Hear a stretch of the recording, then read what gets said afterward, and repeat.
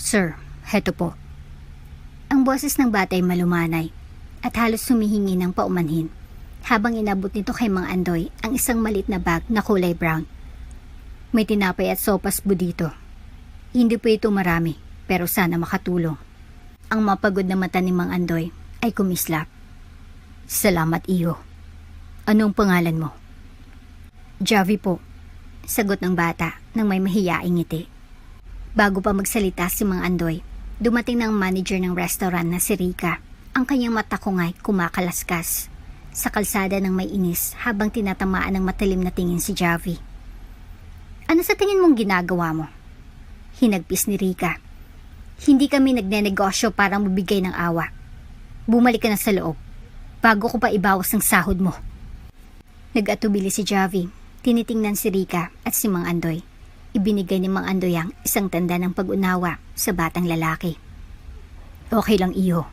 May hinaong sabi ni Mang Andoy. Pumunta ka na. Salamat sa iyong kabutihan. Bago ka pa lang sa channel neto, ibang kwento ni Ate Jane, istorya mo, ikwento ko. Huwag kalimutang pindutin ang notification bell at subscribe po. Madalas ikumpara ang buhay sa isang gulong. Minsan nasa itaas ka. Tinatangkilik ang tanawin. At may mga pagkakataong ikaw ay nakaluhod sa lupa. Nagtataka kung paano ka napadpad doon. Para kang kay Mang Andoy. Ang buhay ay parang nakatigil sa ilalim ng tila isang kawalang hanggan. Nakapunit-punit na damit at isang tungkod ang tanging kasama. Naglalakad siya sa masalimuot na kali ng lungsod. Isang tahimik na saksi sa mga buhay na malayo sa kanyang sariling realidad. Ngayon, ang kanyang paglalakbay ay nagtulak sa kanya sa mga hagdang-hagdang daan ng Casa Encantada, isang restaurant na kasing glamorosyo ng pangalan nito. Ang mga gintong chandelier ay kumikislap sa likod ng mga salaming dingding at ang mga mamahaling bisita ay tumatawa habang ang mga waiter ay nagdadala ng mga tray ng mga pagkain na tanging pangarap lamang ni Mang Andoy na matikman. Tumigil siya sa labas. Ang tiyan ay umuugong at ang amoy ng inihaw na karne at bagong lutong tinapay ay sumisingaw sa hangin. Hoy, matanda! Isang matalim na boses ang pumagitna sa kanyang mga iniisip. Isang gwardya, matangkad at nakakatakot ang tumambad sa kanya. Hindi pwedeng mag-ibang dito. Lumayas ka na.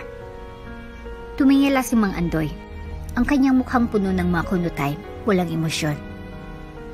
Wala akong ginagawang masama. Gusto ko lang magpahinga. Napailing ang gwardya. Halatang naiirita na. Pagpahinga ka sa ibang lugar. Hindi namin kailangan ng mga katulad mo na nakakatakot sa mga customer. Huminga ng malalim si Mang Andoy. Hindi itong unang pagkakataon na siya'y trinatong ganito. At tiyak na hindi rin itong huling pagkakataon. Ngunit bago pa siya makagalaw, isang batang lalaki na naka-uniforme ng waiter ang lumabas mula sa gilid ng pinto. Sir, heto po. Ang boses ng batay may lumanay, halos humihingi ng paumanhin, habang inabot nito kay Mang Andoy ang isang maliit na bag na kulay brown. May tinapay at sopas po dito. Hindi po ito marami, pero sana makatulong. Ang mapagod na mata ni Mang Andoy ay kumislap. Salamat, Iho. Anong pangalan mo? Javi po. Sagot ng bata ng may mahiyaing ngiti. Bago pa magsalita si Mang Andoy, dumating ang manager ng restaurant na si Rica. Ang kanyang mga takong ay kumakaskas sa kalsada ng may inis habang tinatamaan ng matalim na tingin si Javi. Ano sa tingin mong ginagawa mo? Hinagpis ni Rica. Hindi kami nagnenegosyo para magbigay ng awa. Bumalik ka sa loob bago ko ibawas ang sahod mo. Nag-atubili si Javi. Tinitingnan si Rica at si Mang Andoy. Ibinigay ni Mang Andoy ang isang tanda ng pag-unawa sa batang lalaki. Okay lang, Iho. Mahinaong sabi ni Mang Andoy. Pumunta ka na. Salamat sa iyong kabutihan. Habang si Jave bumalik sa loob ng restaurant, si Mang Andoy ay nakaramdam ng init ng kanyang dibdib. Ang kabutihang loob, kahit gaano kaliit, ay isang bihirang hiyas. Ngunit ang kanyang mga iniisip ay naputol nang dumiretsahan si Rika at muling itinutok ang matalim na tingin sa kanya. "At ikaw?" pahayag ni Rika nang may pang-insulto. "Huwag ka nang bumalik dito. Sa susunod, ipapaaresto kita." Tinutok ni Mang Andoy ang kanyang mata kay Rika ng matagal na panahon. Ang kanyang ekspresyon ay hindi mababasa. Pagkatapos, nang walang imik, tumalikod siya ng lakad palayo.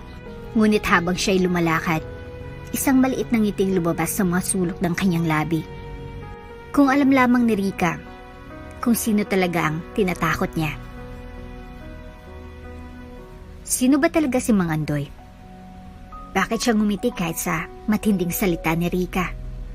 Ang mga kasagutan ay nakatago, handang magbukas ng mga paraang hindi inaasahan ng sinuman. Pabilis ng pabilis ang paglakad ni Mang Andoy habang umaalis siya sa Casa Encantada. Ang bahagyang ngiti ay nanatili sa kanyang mukha. Hindi siya basta isang pagod na matandang walang patutunguhan. Siya ay isang lalaking may layunin. Ang kahiyang kanyang naranasan ay bahagi ng isang mas malaking plano. Isang plano na hindi kayang unawain ni Rika. Dumaloy siya papunta sa isang tahimik na parke, malayo sa mga matang mapanghusga ng mga estranghero. Umalalay siya sa isang luma at kupas na bangko.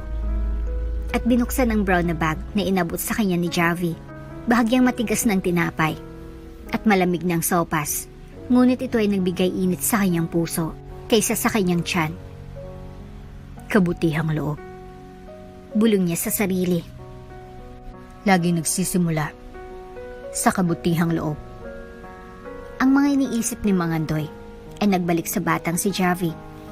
Ang batang nag-alay ng tulong kahit ipahamak pa ang kanyang trabaho. Hindi lang pagkain ang nakapag-impress sa kanya. Ang tapang na kailangan upang salungatin ang isang tulad ni Rika. Ang batang iyon, naisip niya, ay may apoy sa loob. Habang ang araw ay nagsisimulang magtakip silim, kumuha si Mang Andoy ng isang maliit na kwaderno mula sa kanyang bulsa.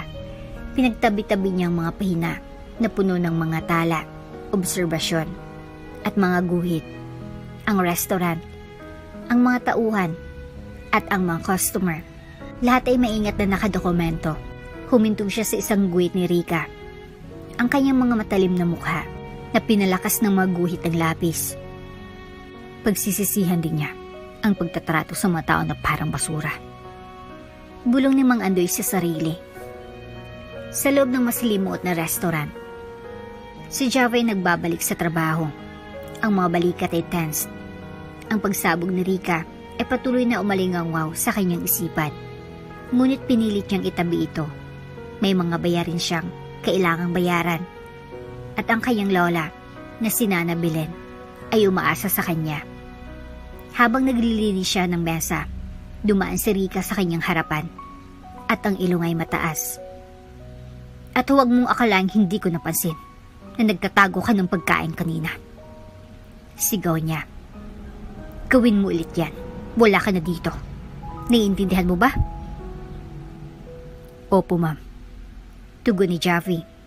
Ang boses ay matatag kahit naramdamang galit na kumukulo sa ilalim ng kanyang balat. Kinurot niya ang mga kamao. Ngunit pinilit pa rin magbigay ng ngiti. Hindi pa siya pwedeng lumaban. Hindi pa ngayon. Gabi na nang magsimulang pagwawalis ng matauhan ng restaurant. At nagbalik si Mang Andoy. Ngunit sa pagkakataong ito, ay hindi siya napansin. Mula sa isang madilim na sulok sa kabila ng kalsada, pinagmamasdan niya habang ang mga ilaw sa loob ay unti-unting namatay. Nakapako ang kanyang tingin kay Rika na nagbibilang ng pera sa registrar. Ang malamig at makatarungang anyo nito ay nagpapakita na mas pinahalaga niya ang kita kaysa sa mga tao. Nakangiti.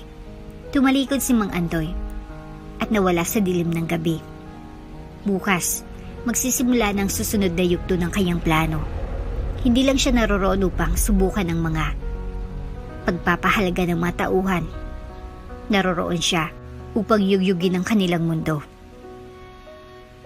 Ang tunay na plano ni Mang Andoy at paano ito makakaapekto kay Javi, Rika at sa buong Casa Encantada.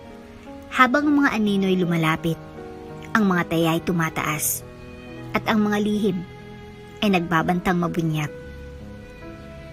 Kinabukasan ng umaga, buhay na buhay ang Casa Encantada.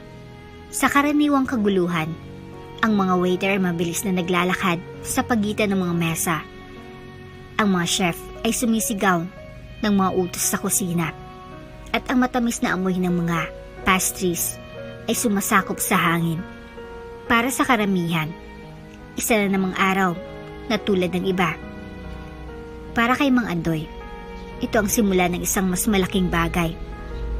Mula sa kabila ng kalsada, pinagmamasday niyang restaurant habang umiinom ng isang murang tasa ng kape. Ngayon, hindi siya nakasuot ng mga punit-punit na damit tulad ng nakaraang araw. Sa halip, suot niya ang isang malinis na puting kamiseta, mga pantalon na maayos, at mga sapatos na kinislap. Bagamat simple ang kanyang itsura, malinaw na hindi na siya kabilang sa mga kalsada. Tumawid si Mang Andoy sa kalsada at pumasok sa restaurant. Ang kampanilya sa itaas ng pinto ay malumanay na tumunog. Halos hindi siya napansin ng matauhan sa simula. Ngunit ang mga mata ni Rika ay agad na nagtama sa kanya. Ang mga matalim niyang kilay ay nagkunot. Merong isang pamilyar na bagay tungkol sa kanya, ngunit hindi niya ito matukoy. "Pwede po bang ipakita niyo sa akin ang isang mesa?" Tanong ni Mang Andoy sa isang waiter na dumaan. Nag-atubili ang waiter. Isang batang babae na tinawag ni Lila. Malinaw na sinabi ni Rika kahapon na may mga uri ng tao na hindi tinatanggap. Ngunit ngayon, si Mang Andoy ay hindi tumutugma sa mga katangian ng mga taong dapat iwasan. "Opo, sir," sagot ni Lila. At inakay siya patungo sa isang mesa malapit sa bintana. Ngumiti si Mang Andoy. "Salamat, Iha. Napakabait mo." Habang siya'y naupo, napansin niya si Javi na may hawak na tray ng mga inumin. Sandali silang nagkatinginan at tumigil si Javi. Agad niyang nakilala si Mang Andoy, ngunit nagulat siya sa pagbabago. Itinaas ni Mang Andoy ang isang daliri sa kanyang labi na nagpapahiwatig kay Javi na manahimik, nalilito ngunit nagtitiwala. Tumango si Javi at nagpatuloy sa kanyang trabaho. Mula sa kanyang pwesto sa counter, pinantayan ni Rika si Mang Andoy na parang isang agila. May isang bagay tungkol sa kanya na hindi siya mapalagay. Hindi naman siya gumagawa ng kalokohan, ngunit ang paraan ng kanyang pagdala sa sarili, parang ang pakiramdam ay kabilang siya sa lugar na iyon, na siyang ikinagagalit ni Rika. "Lila," tawag ni Rika, at ipinagwagayway ang kamay upang tawagin siya. "Sinong lalaking yun? Parang pamilyar siya." "Hindi ko po alam," sagot ni Lila, na tumaas ang mga mata kay Mang Andoy. "Humingi lang siya ng mesa, kaya ipinakita ko sa kanya." "Bantayan mo siya," sabi ni Rika. Ang boses ay puno ng pagkamuhi. Hindi siya mukhang karapat-dapat dito. Tumango si Lila ng may pag-aalinlangan, bagamat hindi niya maintindihan kung bakit ganun kalakas ang atensyon ni Rika sa isang magalang at maayos na bihis na tao. Habang tinatangkilik ni Mang Andoy ang kanyang pagkain, isang simpleng plato ng manok at kanin na maayos na inayos, tahimik niyang pinagmamasdan ng lahat ng nangyayari sa paligid niya. Napansin niya kung gaano nakipag-ugnayan si Javi sa mga customer, palaging magalang at tapat. Kahit pa sa ilalim ng matinding presyon, napansin din niya kung paano mag-utos si Rika. Ang matalim niyang boses ay tumatagos sa buong restaurant na parang latigo. Nang matapos ang pagkain, tinawag ni Mang Andoy si Lila. "Pwede mo bang dalhin sa akin ang manager?" Nag-atubili si Lila. Ang mga matay mabilis na dumapo kay Rika. Naabala nang nakamasid sa kanila. "Sige po," sagot ni Lila at mabilis na umalis. Dumating si Rika. Ang takong ng sapatos niya ay kumakaskas sa sahig ng tiles. May problema ba? Tanong niya nang may matalim na tono. Ngumiti si Mang Andoy ng maligaya. Wala pong problema. Sa katunayan, gusto ko pong purihin ang inyong mga tauhan. Lalo na si Batang Javi na naroon. Isa siyang magandang halimbawa ng kabutihang loob at profesionalismo. Nagulat si Rika, hindi itong inaasahan niyang reaksyon. Salamat. Sabi niya ng matigas. Ipinagmamalaki namin ang mataas na pamantayan namin dito. Kung gayon, patuloy ni Mang Andoy, hindi nawawalang ngiti. Ang inyong matauhan, ang kaluluwa ng lugar na ito. Ngunit ang pamumuno ang nagtatakda ng tono. Napakunot noo si Rika. At ano bang ibig mong ipahiwatig? Bago pa makasagot si Mang Andoy, isang tunog ng nabasag na salamin ang pumagitna sa kanilang pag-uusap. Lahat ng tao ay napatingin sa kusina, kung saan si Javi ay nakatigil. Ang tray ng mga basag na plato ay nasa kanyang paanan. Ang mukha ni Rika ay nagbago, puno ng galit, habang nagmamadali siyang lumapit kay Javi. Anong gagawin ni Rika kay Javi? At paano tutugon si Mang Andoy habang ang tensyon sa restaurant ay umabot sa sukdulan? Nagsimula nang umikot ang gulong ng tadhana at hindi na ito hihinto. Tahimik ang restaurant, maliban sa tunog ng mga basag na pinggan. Nakatuon ang lahat ng mata kay Javi. Nanamutla habang papalapit si Rika. Ang tunog ng kanyang mata kong ay lalong lumalakas sa bawat hakbang. Ano ito? Tanong ni Rika, sabay turo sa kalat sa sahig. Akala mo ba ito ay laruan? Alam mo bang magkanong halaga ng mga pinggan na yan? Pasensya na po, ma'am. Kabadong sagot ni Javi. Ang boses ay halos bulong na lang. Aksidente lang po. Lilinisin ko po agad. Aksidente lang? Ang tono na Rika ay puno ng pagdududa. Hindi tong unang beses na nagkamali kay Javi. Siguro hindi ka talaga para sa trabaho ito. Ibinaba ni Javi ang kanyang ulo. Hinawakan ang gilid ng kanyang apron upang pigilan ang mauga ng kanyang mga kamay. Hindi matitiis ang kahiyan, ngunit kailangan niya ang trabahong ito. Nagtitiwala ang kanyang lola sa kanya. Excuse me. Kalmadong tinig ni Mang Andoy, ang pumagitna sa tensyon. Hindi ko po nais na makialam. Ngunit mukhang nangyayari yung mga aksidente sa mga pinakamagaling sa atin. Sigurado akong isang masipag na batang katulad ni Javi ay nararapat ng konting pag-unawa. Lumingon si Rika kay Mang Andoy. Ang mga matay humigpit ang tingin. Sa buong galang, sir, wala po kayong pakialam dito. Sumandal si Mang Andoy sa upuan. Ang kanyang anyo ay hindi tinablan. Ngunit bilang isang nagbabayad na customer, masasabi kong pakialam ko po ito pagkatapos ng lahat. Ang paraan ng pagpapahalaga ng isang negosyo sa mga tauhan nito ay malaki ang sinasabi tungkol sa kanilang mga pagpapahalaga. May ilang mga bulungan mula sa ibang mga customer habang napansin nilang nangyayari na mula si Rika sa galit. Kung maaari lang po, sabi niya ng may kayabangan, kailangan kong ayusin ito ng pribado. Ngumiti lang si Mang Andoy. Ang matalim niyang tingin ay nagpatigil kay Rika. Oo, syempre. Sigurado akong maayos mo ito ng patas. Sa loob ng kusina, nakalod si Javi sa sahig.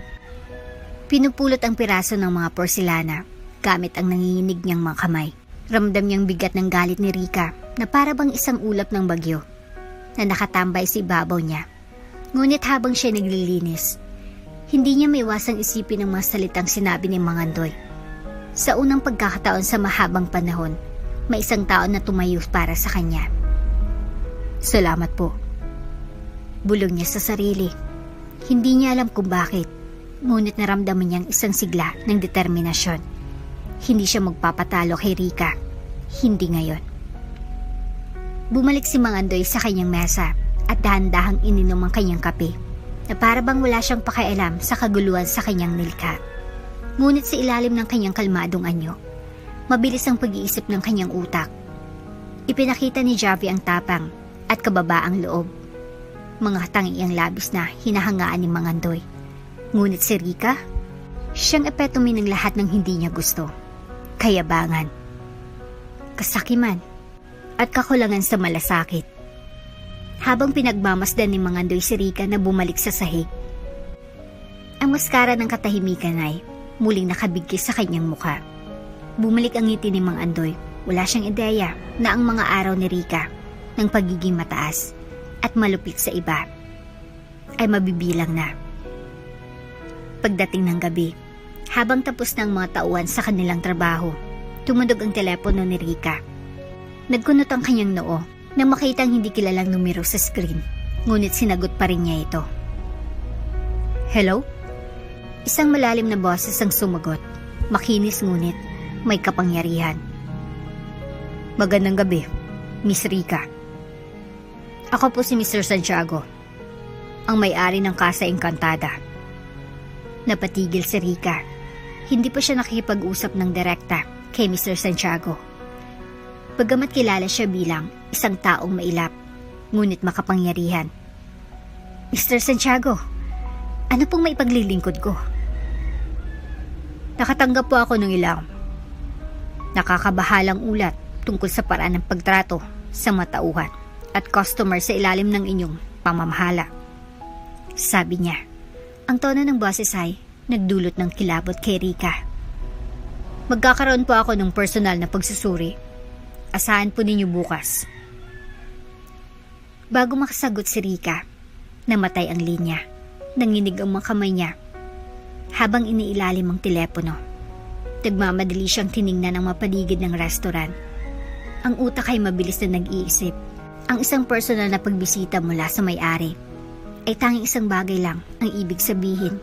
Siya'y tinitingnan ng mabuti. Sino ba talaga si Mr. Santiago? At anong alam niya tungkol sa ugali ni Rika?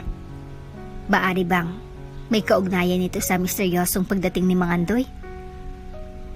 Ang bagyong nagsisimula sa Casa Encantada ay malapit nang magtamo ng buong lakas.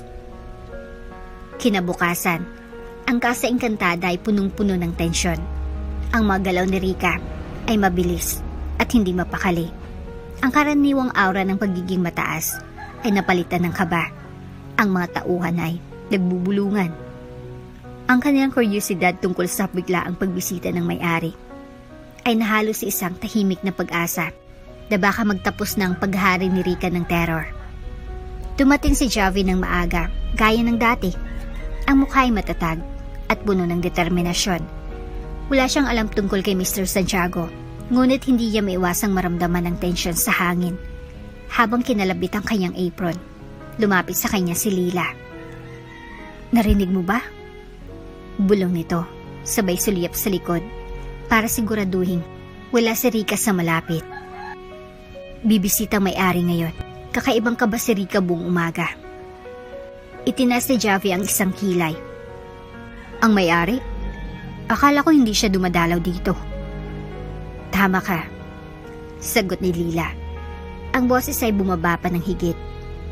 Pero mukhang may nag-report tungkol sa ugali ni Rika. Baka malaking bagay ito.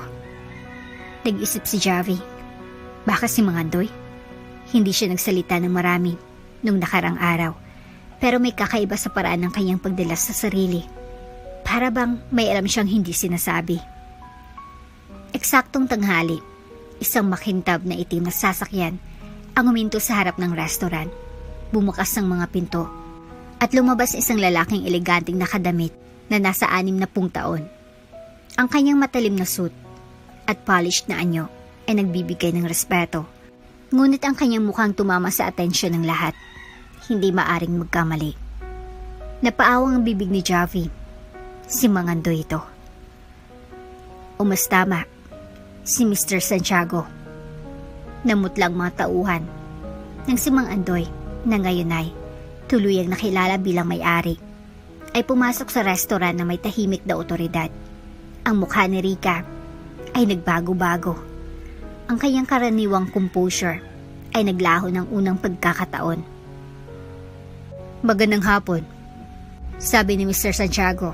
Ang boses ay kalmado ngunit matatag.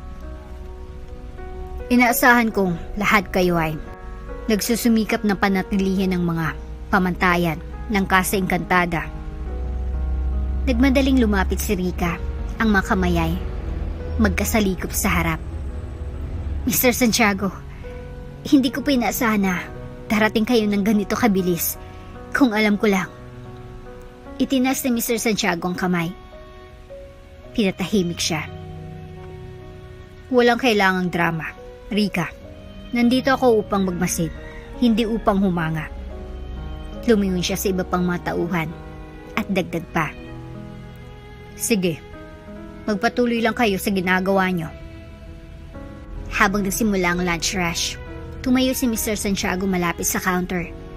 Pinagmamasdan ng lahat ng nangyayari ng may matalim na mata.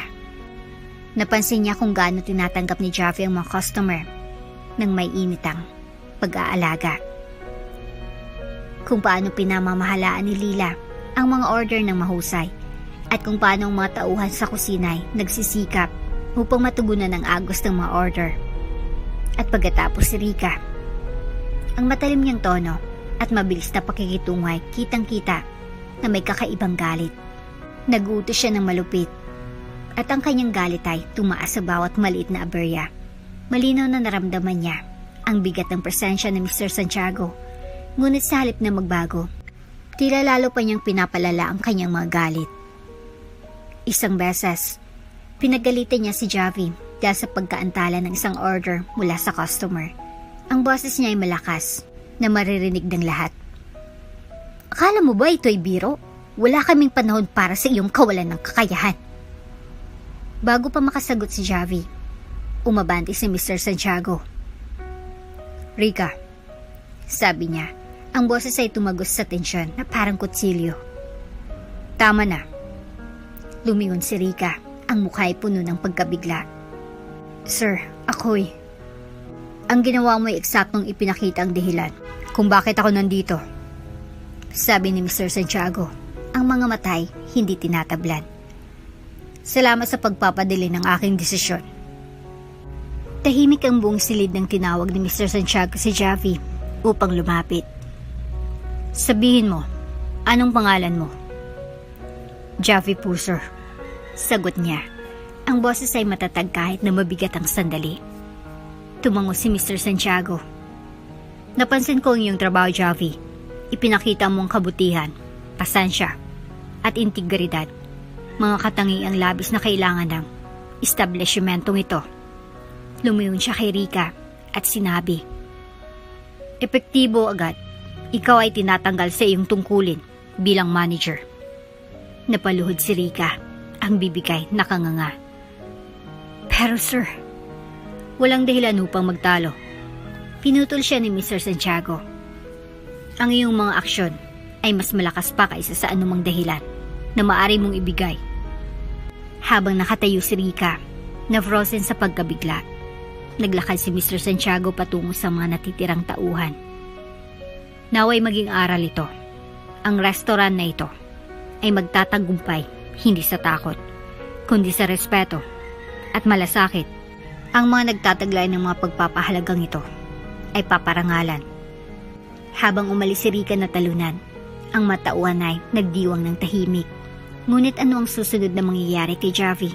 At bakit pinili ni Mr. Santiago na ipakita ang kanyang sarili sa oras na ito? Ang mga anino ng kanyang nakaraan ay malapit ng magbukas, na nagbabanta ng pagbabago sa lahat ng bagay. Pumaligid ang pinto ng malakas nang umalis si Rica. Ang mga takong niya ay pumapalo sa kalsada. Sa loob ng Casa Encantada, nagbagong atmosfera. Ang pakiramdam ng kaluwagan ay nahulaan ng kuryosidad habang ang mga tauhan ay nagtatanungan at nagbubulungan tungkol kay Mangandoy, umastamang sabihin kay Mr. Santiago. Nakatayo si Javi na parabang na stone wall. Ang bigat ng sandali ay bumigat sa kanya. Hindi siya sigurado kung dapat bang magalak o mag-alala. Ang lalaking noon ay Tila ordinaryo lamang, ngayon ay ipinakita bilang may-ari ng lahat ng ito. Ngunit bakit siya pumasok ngayon? Lumapit si Mr. Santiago kay Javi. Ang kanyang matalim na tingin ay nagbago, naging malumanay. Javi, maaari ba kitang makausap ng pribado? Tumango si Javi. Sinundan siya ni Mr. Santiago papunta sa isang tahimik na sulok ng restaurant. Pinagmamasdan siya ng makasamahan. Ang mga matay, malalaking tanong. Ngunit wala ni isa ang naglakas loob na lumapit. Sabihin mo sa akin tungkol sa'yo, sabi ni Mr. Santiago. Ang boses ay kalmado ngunit may bahid ng pagsusuri. Saan ka galing? Bakit mo pinili ang magtrabaho dito? Nag-atubili si Javi. Hindi sigurado kung gaano karami ang dapat ibahagi. Ngunit may isang bagay sa ekspresyon ni Mr. Santiago. Isang halo ng otoridad at totoong interes na nagbigay sa kanya ng kaginhawaan. Lumaki po ako sa lungsod, sir. Nagsimula si Javi. Pumanaw po ang mga magulang ko ilang taon nang nakalipas at mula noon, ako nang nag-aalaga sa lola ko, si Nana Belen. Kinuha kong trabaho ito para masuportahan siya. Siya lang ang lahat sa akin. Nagangat ang kilay ni Mr. Santiago at sumulyap kay Javi. Si Nana Belen. Bulong niya, halos para sa sarili. Sigurado akong ipinagmamalaki ka niya. Tumango si Javi. Sana po, gusto ko lang po maging magaan ang buhay niya. Pagkatapos ng isang sandali ng katahimikan, tumayo si Mr. Santiago. Javi, nakikita ko ang malaking potensyal sa iyo. Ang iyong kabutihan at sipag ay mga bihirang katangian sa isang mundong kadalasang pinaparangalan ang kabaliktaran. Nais kong bigyan ka ng pagkakataon na magtaglay ng higit pang responsibilidad dito. Baka nga'y magtamo ka pa ng isang posisyon sa pamumuno. Nagulat si Javi. Ako? Sa posisyon ng pamumuno? Oo, sagot ni Mr. Santiago ng matatag. Pero bago tayo magpatuloy, may kailangan akong sabihin sa iyo. Makipagkita tayo mamaya pagkatapos ng iyong shift. May isang lugar na nais kong dalhin ka. Sumikip ang tiyan ni Javi sa lalo ng excitement at kaba. Opo, sir. Nandyan po ako. Pagdating ng gabi, nagmadali si Javi pa uwi upang tingnan si Nana Belen bago ang kanyang pakipagkita kay Mr. Santiago. Hindi niya miwasang maramdaman na may malaking mangyayari. Natagpuan niya ang kanyang lola sa kanyang karaniwang pwesto. Nag-iikot ang sinulid sa lumang sopa. Kumaway ito at ngumiti nang magilo nang pumasok siya. Kumusta ang trabaho, iho? Tanong nito. Interesante. Sagot ni Javi. Umupo sa tabi ng lola. May nangyari kanina. Dumating ang may-ari ng restaurant, si Mr. Santiago. Gusto raw niya ako makipagkita mamaya. Tumigil ang mga kamay ni Nana Belen. Ang mga karayom niya ay tumigil sa kalagitnaan ng tahi. Si Mr. Santiago? Ulit nito, ang boses ay medyo nanginginig. Anong sinabi niya sa iyo? Nag-alinlangan si Javi. Sinabi lang niyang nakikita niya ang potensyal ko. Bakit? Kilala mo ba siya? Ang mata ni Nana Belen ay naging malayo. Parang nag-aalala at nagbabalik tanaw sa mga alaala na matagal niya nang nais kalimutan. Narinig ko na siya. Maingat na sagot nito. Mag-ingat ka, Javi. Ang matulad niya ay hindi umakyat sa kapangyarihan. Nang hindi gumagawa ng masakripisyo, hindi lahat sa kanila ay mabuti. Tumagilid ang ulo ni Javi. Nagugulan sa cryptic na babala ng lola. Pero mabait naman po siya sa akin. Hinawakan niya si Nana Belen sa kamay at hawak ay matatag. Pangako mo sa akin, mag-iingat ka. Minsan, ang kabutihan ay nasa ibabaw lang ng isang mas malalim na kwento. Nang gabing iyon, isang makintab na itim na sasakyan ang huminto sa harap ng maliit na bahay ni Javi. Nasa likod ng sasakyan si Mr. Santiago. Itinuturo si Javi na sumama sa kanya habang ang sasakyan ay tumulak. Hindi maiwasan ni Javi na papansin kung gaano katahimik ang kalsada. Ang karaniwang ingay ng lungsod ay pinalitan ng isang nakakabinging katahimikan.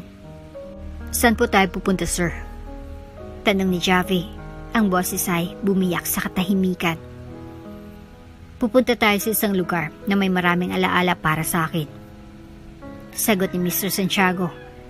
"Isang lugar kung saan gumawa ako ng mga desisyon na nagbago ng aking buhay at ng buhay ng iba magpakailanman." Ang sasakyan ay dumaan sa mga kalsada ng lungsod bago huminto sa gilid ng isang lugar na matagal nang pinabayaan. Agad nakilala ni Javi ang lugar. Dito naninirahan dati ang kanyang lola. Dito kung saan ang mga kwento ng pagkawala at pakikibakay nakaukit sa bawat pader na basag at mga naluluhang karatula. "Dito," sabi ni Mr. Santiago. Lumabas sa sasakyan at itinutok ang kamay kay Javi upang sundan siya.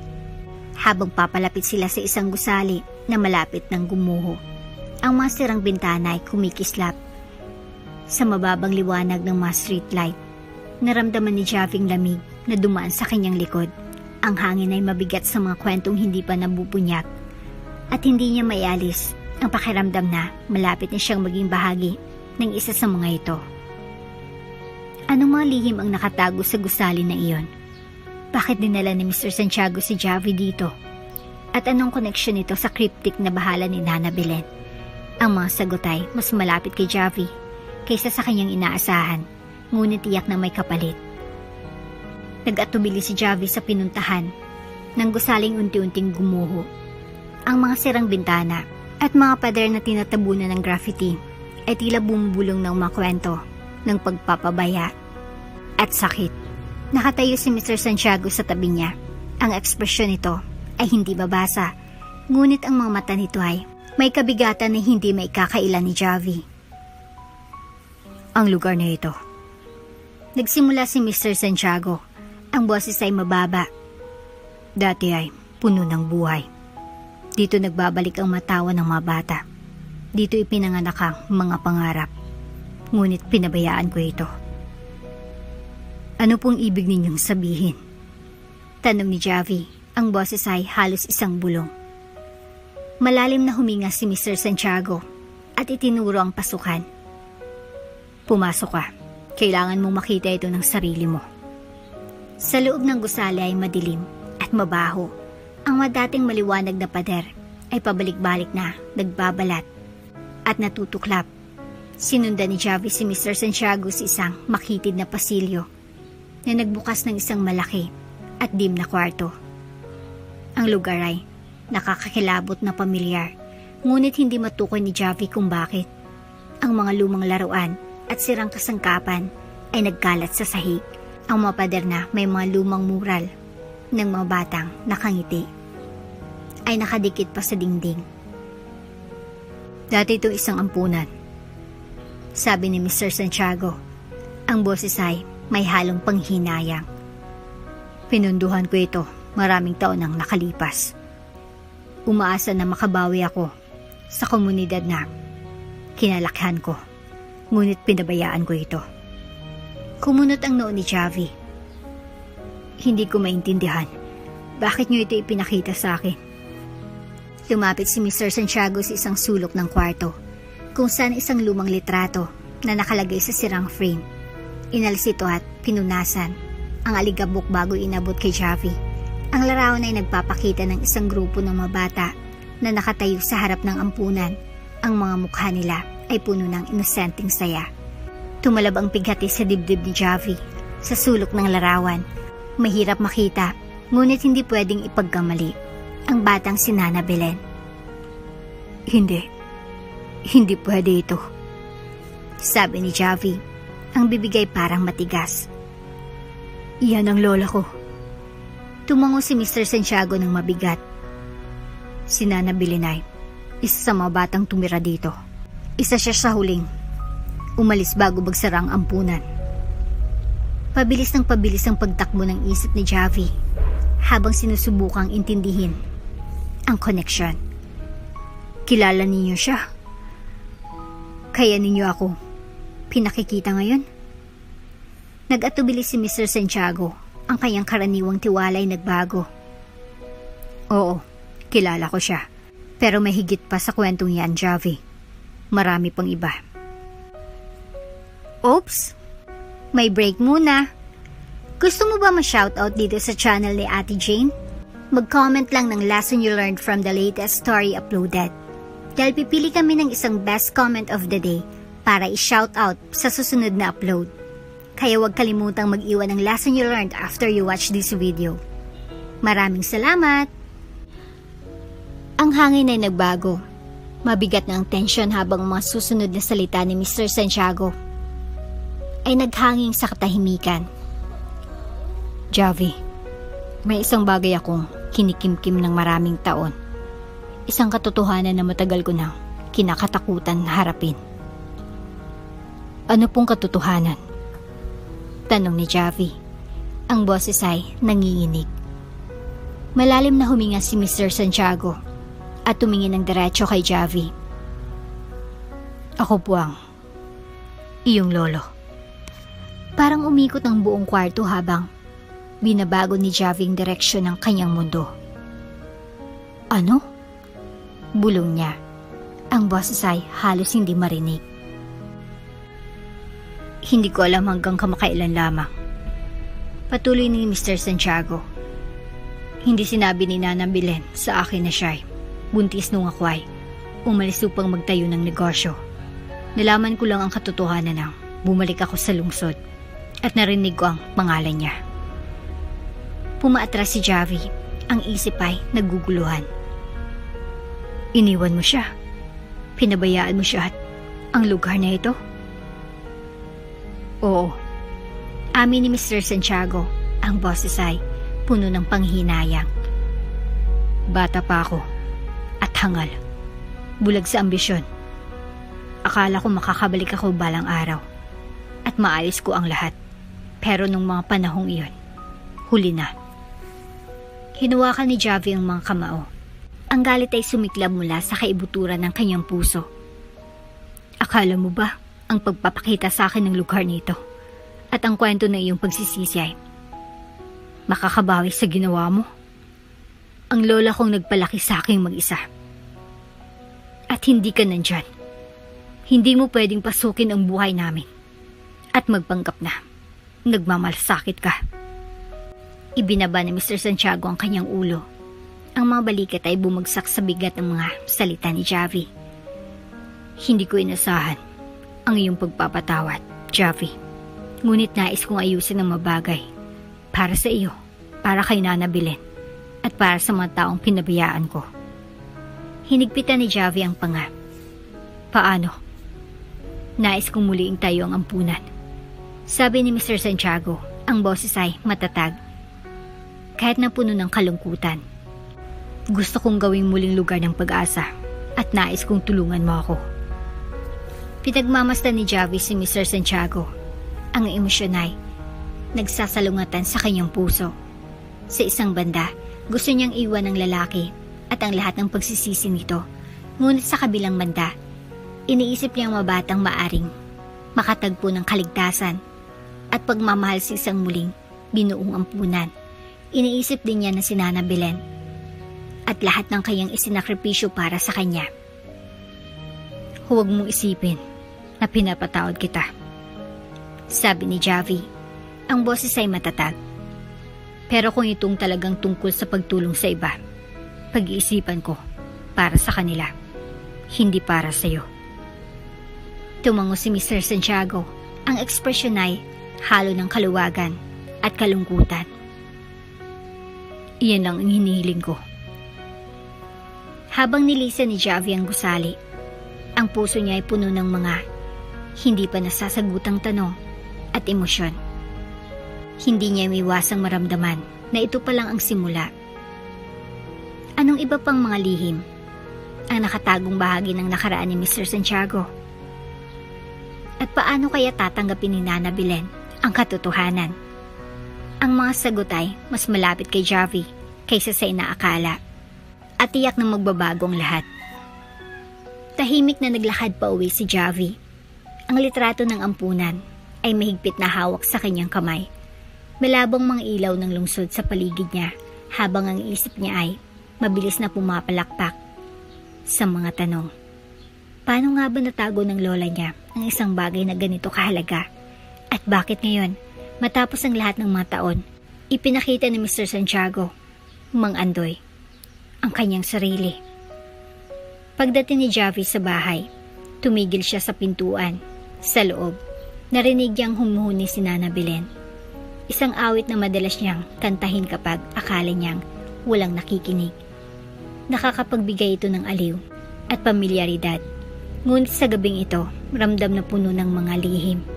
Binuksan niya ang pinto. Lola, tawag niya. Ang boses ay may kabuntot na tensyon. Itinaas ni Nana Belen ang mata mula sa kanyang upuan.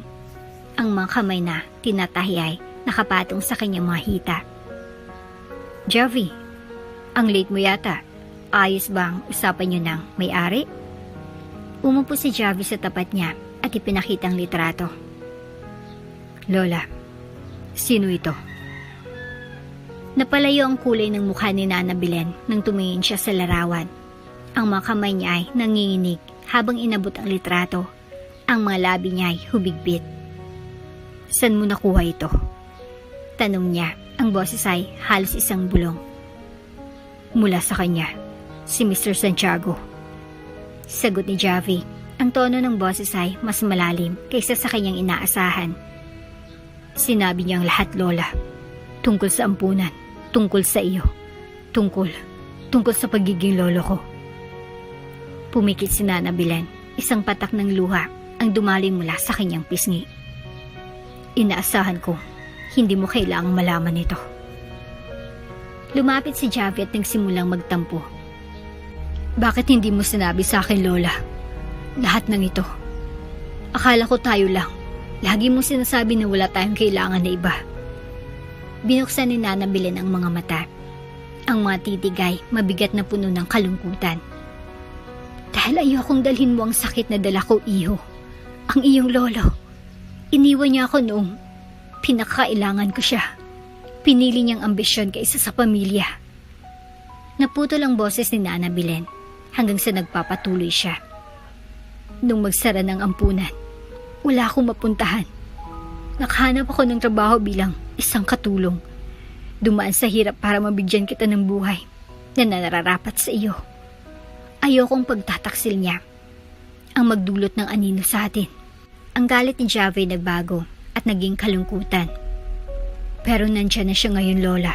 Sabi niya nais niyang itama ang lahat. Tumigas ang mukha ni Nana Belen. Nandiyan na siya ngayon dahil hindi niya nakayang takasan ang kanyang konsensya. Ang mga tao tulad niya hindi nagbabago, Javi. Bumabalik sila kapag kailangan na nila, hindi dahil talagang nagmamalasakit sila. Naging tahimik ang buong kwarto habang iniisip ni Javi ang mga sinabi ng Lola. Hindi niya matanggi ang sakit sa boses nito at ang katotohanan sa mga mata. Ngunit hindi rin niya maiwasang makitang posibilidad ng mabuti sa plano ni Mr. Santiago. Paano kung totoo siya ngayong pagkakataon, Lola? Tanong ni Javi ng mahina. Paano kung ang muling pagbuo ng ampunan ay makakatulong sa mga bata na katulad mo noon? Nag-atubili si Nana Belen. Ang kanyang determinasyon ay naguguluhan. Ang pagtulong sa mga bata ay isang marangal na layunin, Javi. Ngunit huwag mong hayaang gamitin niya ito upang makuha ang iyong pagpapatawad. Hindi mo siya utang na loob. Dahan-dahang tumango si Javi. Hindi pa rin sigurado kung paano sasagutin ang sitwasyon. Ang bigat ng desisyon ay bumigat sa kanyang balikat. Maaari ba niyang pagkatiwalaan ang intensyon ni Mr. Santiago o tama si Nana Belen na mag-ingat? Kinabukasan, bumalik si Javi sa Casa Encantada. Ang isip ay patuloy na nag-iisip. Naghihintay si Mr. Santiago sa isang pribadong opisina. Ang kanyang postura ay kalmado ngunit mapanuri. Nakapag-usap ka na ba sa lola mo? Tanong ni Mr. Santiago. Tumango si Javi. Sinabi niya sa akin ang lahat tungkol sa nangyari noon. Tungkol sa pag-alis mo. Tumas ang panga ni Mr. Santiago, ngunit hindi siya nagsalita. Huwag mong gawing dahilan ng ampunan para makuha ang pagpapatawad ko.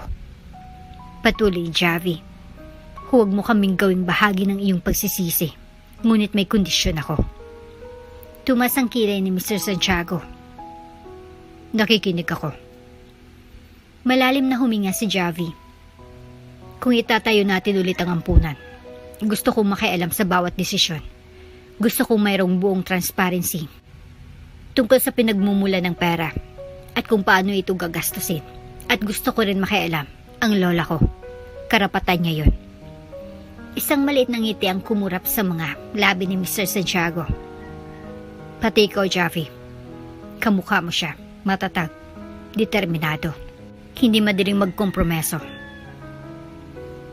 Di pa yan sagot, sabi ni Javi habang inikrus ang kanyang mga braso. Tumawa ng konti si Mr. Santiago.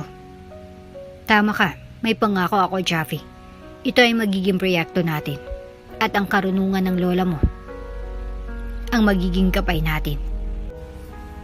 Nagkamay ang dalawa. Isang maingat na alyansang nagsimulang mabuo sa pagitan nila.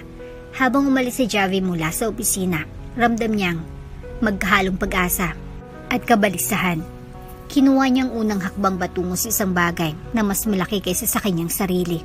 Ngunit hindi niya malis ang pakiramdam na ang daraan ng daan ay hindi magiging madali.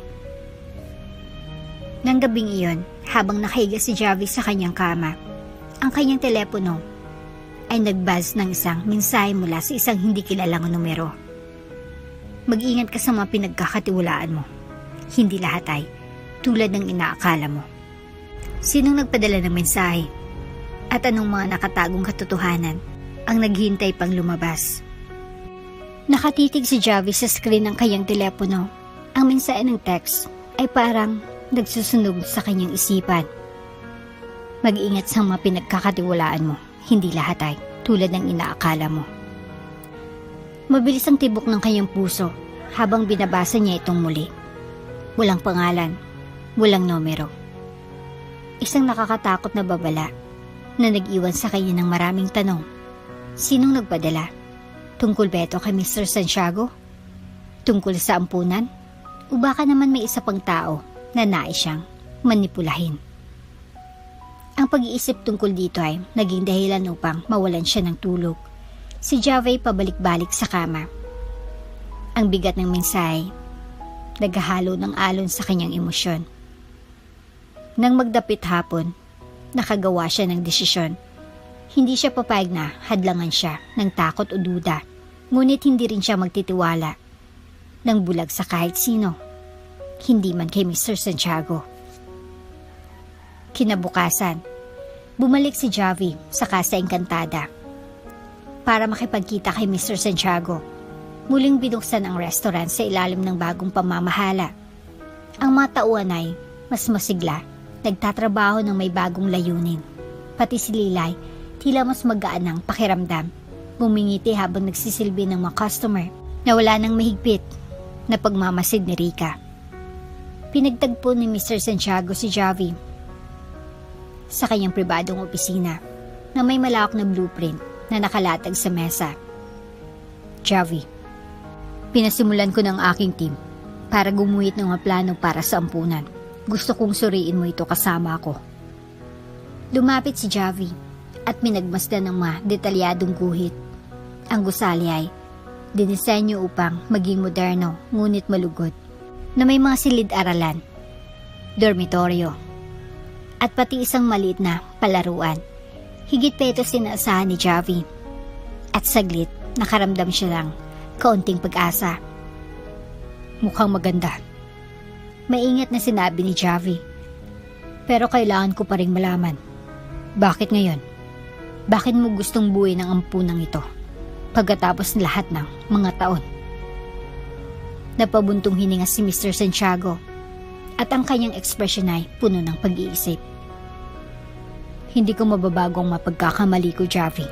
Ngunit maaari kong subukang itama. Hindi ito tungkol lamang sa nakaraan. Tungkol ito sa pagbibigay ng pagkakataon sa mga bata para sa mas magandang kinabukasan. Tumango si Javi, ngunit ang mensahe na tanggap pa rin ay hindi nawawala sa kanyang isipan. Nagdesisyon siyang magtanong pa. At saan manggaling ang pondo? Hindi ito isang maliit na proyekto. Nagtagpo ang mga mata nila ni Mr. Santiago. Mula sa aking personal na ipon. Maganda naman ang naging takbo ng negosyo ko sa mga taon. Pero ang yaman ay walang kahulugan kung hindi ito magagamit para sa mas mataas na layunin. Ang sagot ay, nakumbinsi siya, ngunit hindi pa rin maalis ni Javi ang pakiramdam na may isang bagay na hindi sinasabi. Nang gabing iyon, dinala ni Javi ang blueprint pa uwi upang ipakita kay Nana Belen. Ang mga mata ni Nana Belen ay naging malumanay habang tinitingnan ang mga plano. Ang mga daliri ay gumuguhit sa mga linya ng ipinagpaplanong gusali. Ang planong ito ay maring maging maganda. Aminin niya. Kung magagawa ng tama. Ngumiti si Javi. Kaya gusto ko nang makialam, Lola, ang iyong karanasan, ang iyong karunungan. Baka katulong ito ng malaki. Nag-atubili si Nana Belen, ngunit tumango rin. Sige, iho, pero huwag tayong magpapadala agad. Tignan natin kung paano ito magaganap. Habang lumipas ang mga araw, ibinuhos ni Javi ang kanyang oras at lakas sa proyekto.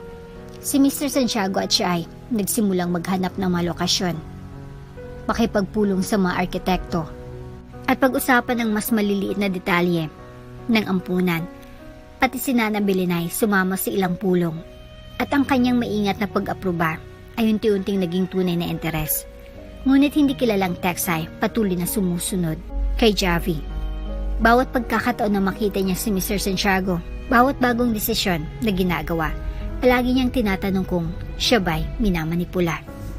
Isang gabi, habang inaayos ni Javi ang mga lumang files sa opisina ng restaurant, napansin niyang may nakasaradong drawer sa desk ng Mr. Santiago. Tumigil siya. Ang kanyang kuryosidad ay nabuhay. Anong nakatago? May hinahanap ka ba? Isang boses ang nagpagulat sa kanya. Dahil dito, mabilis siyang lumingon at nakita si Mr. Santiago na nakatayo sa pinto, ang mukha ay walang emosyon. Pinapalinis ko lang po. Mabilis na sagot ni Javi habang umiwas mula sa drawer. Wala akong intensyong makialam. Lumapit si Mr. Santiago, ang kanyang mga matay matalim at matatag. May mga bagay na mas mabuting nakatago, Javi. Hindi lahat ng katotohanan ay nagdudulot ng kapayapaan. Pumiglas ang lalamunan ni Javi, ngunit tumango siya. Niintindihan ko. Nang gabing iyon, habang naglalakad si Javi pa uwi, naramdaman niyang lamig ng hangin. Ang mga kalye ay hindi karaniwang tahimik. Ang mga yapak ay umuukit ng tunog sa mga pader ng gusali. Nang lumiko siya sa kanto patungo sa kanyang bahay, napansin niyang may isang anino sa madilim na bahagi ng kalsada. Javi, tawag ng boses, mababa at magaspang. Hindi mo alam ang buong kwento. Sino ka? Maraing tanong ni Javi, ang mga kamway nagkakumpol. Humakbang ang anino patungo sa kanya, ngunit ang mukha nito'y natatakpan ng dim na ilaw. Hindi ganyan ang Mr. Santiago na iniisip mo. May itinatago siya. Isang bagay na pwedeng makasira ng lahat ng pinapalakas mong buuin. Bago pa makasagot si Javi, nawala ng anino sa dilim, na nag-iwan lamang ng isang piraso ng papel. Binuksan ni Javi ito gamit ang nanginginig niyang kamay. Nakasulat dito ang isang address at ang mga salitang, hanapin ang katotohanan. Anong matutuklasan ni Javi sa misteryosong address na iyon? At paano nito mababagong pananaw niya kay Mr. Santiago at sa proyekto ng ampunan? Nakatago ang mga sagot sa mga anino, ngunit may mga bantay itong pwedeng magpabago sa lahat ng akala niyang alam niya. Kinabukasan ng umaga, nakaupo si Javi sa lamesa sa kusina. Ang nakatiklop na piraso ng papel ay nakapatong sa harap niya na para bang isang hamon. Napansin ni Nana Belen ang kanyang pagkabahala at dinilapag ang tasa ng kape na kanyang iniinom. Parang may bumabagabag sa iyo, iho. Mahina niyang sinabi. Anong nasa isip mo? Nag-atubili si Javi, hindi sigurado kung sasabihin ba niya kay Lola tungkol sa misteryosong tao na humarang sa kanya nung nakaraang gabi. Ngunit hindi siya magaling sa pagtatago ng lihim, lalo sa kanyang lola. Lola, nagsimula siya. May humarang sa akin nung pauwi ako kagabi. Sabi nila, may mga bagay po kay Mr. Santiago na hindi ko alam. Binigyan nila ako ng address at sinabi na doon ko matutuklasan ng katotohanan. Nagtiim ng mukha si Nana Belen. Sinabi ko sa iyo na mag-ingat, Javi. Si Santiago ay isang tao na laging may mga anino na sumusunod sa kanya. Kaya nga, kailangan kong alamin ito. Sabi ni Javi, ang tinig ay matatag. Kung may tinatago siya, kailangan kong malaman. Lalo na bago pa tayo magpatuloy sa proyekto ng ampunan. Pinagmasdan siya ni Nana Belen ng matagal bago tumango. Mag-ingat ka, iho. Huwag kang magtiwala agad sa kahit sino. Kinahapunan. Sumakay si Javi sa isang taxi patungo sa address na nakasulat sa papel. Ang biyahe tila mas mahaba kaysa sa aktual na distansya. Ang isip niya ay puno ng mga posibilidad. Nang dumating sila, natagpuan ni Javi ang sarili sa harap ng isang sirang warehouse sa gilid ng lungsod. Ang kalawangin nitong mga pinto at mga basag na bintana ay nagbigay sa isang nakakatakot na pakiramdam. Maingat siyang pumasok. Ang bahagyang amoy ng alikabok at amag ay tumama sa kanyang ilong. Ang loob ng madilim, tanging sinag ng araw mula sa mga siwang sa dingding ang nagbibigay liwanag. Sa unang tingin, mukhang abandonado ito. Ngunit habang lumalalim siya sa loob, napansin niyang isang mesa na puno ng mga lumang dokumento at larawan. Sumakit ang dibdib ni Javi habang pinipiling isang litrato. Isa itong larawan ng isang grupo ng malalaki na nakasuot ng mga suit. Nakatayo sa harap ng isang magarbo at malaking gusali. Nasa gitna ng grupo si Mr. Santiago, mas batang version ng kanya. Sa mukha ay seryoso at puno ng pride, ngunit ang gusali sa likod nila ay hindi ampunan. It was a prison. Sa mga papeles sa mesa, nakakita si Javi ng isang folder na may label na Project Hope Confidential. Nasa loob nito ang mga dokumento na naglalarawan ng isang partnership ni Mr. Santiago at isang kumpanya na may kinalaman sa pagpapatayo ng mga pasilidad para sa juvenile detention. Habang binabasa niyang mga dokumento, natuklasan niyang nakagugulat na impormasyon. Ang ampunan na dating pinondohan ni Mr. Santiago ay naging isang detention center pagkatapos itong isara. Hindi. Bulong ni Javi, habang mabilis na pinapanis ang mga pahina. Ayon sa mga dokumento, ang pagbabago ng gamit ng ampunan ay bahagi ng isang kapakipakinabang na kondisyon. Kumita si Mr. Santiago mula dito, iniwan ng mga bata na walang matutuluyan. Napalunok si Javi, ang tiyan ay parang nabagsakan ng isang mabigat na bato. Paano maaring kumita ang lalaki ngayon ay nagsasabing nais siyang buhayin ang ampunan mula sa pagkawasak nito. Bago pa man makapag-isip si Javi, narinig niyang isang ingay ng kalawang sa warehouse. Lumingon siya, ang pulso ay bumilis. Isang lalaki na nakasuot ng madilim na coat ang lumabas mula sa mga anino. Ang mukha nito'y natatakpan ng isang sombrero. Huwag ka dapat nandyan, malamig na sabi ng lalaki. Humakbang si Javi paatras, hawak ang folder. Sino ka? Ikaw bang nag-iwan ng address na ito? Hindi sumagot ang lalaki, kundi ang mga mata nito ay kumikislap ng matalim. Kung pinapahalagan mo ang buhay mo, aalis ka na ngayon at kalimutan mo lahat ng nakita mo. Pumigla si Javi at pinigilan ang sarili na matakot. Hindi. Kailangan kong malaman ang katotohanan kung may tinatago si Mr. Santiago. Hindi ko siya hayaang magpatuloy sa proyekto ng ampunan. Lumapit ang lalaki.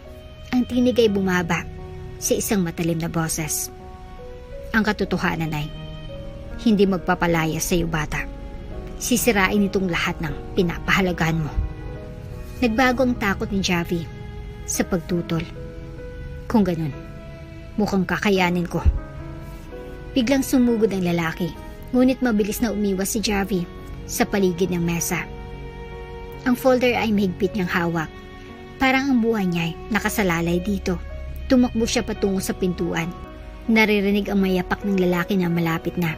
Pagdating ni Javi sa pintuan, binaliktad niya ang isang upuan at itinapon ito sa daraanan ng lalaki. Nakakuha siya ng ilang mahalagang segundo. Lumabas siya sa liwanag ng araw at tumakbo hanggang sa sumakit ang kanyang mga baga. Hindi siya tumigil hanggang sa malayo na siya mula sa warehouse. Ang pusay, kumakabog ng malakas. Ang folder sa kanyang mga kamay ay mas mahigpit kaysa dati. Nang makauwi si Javi, bumagsak siya sa sofa. Ang isip ay magulo.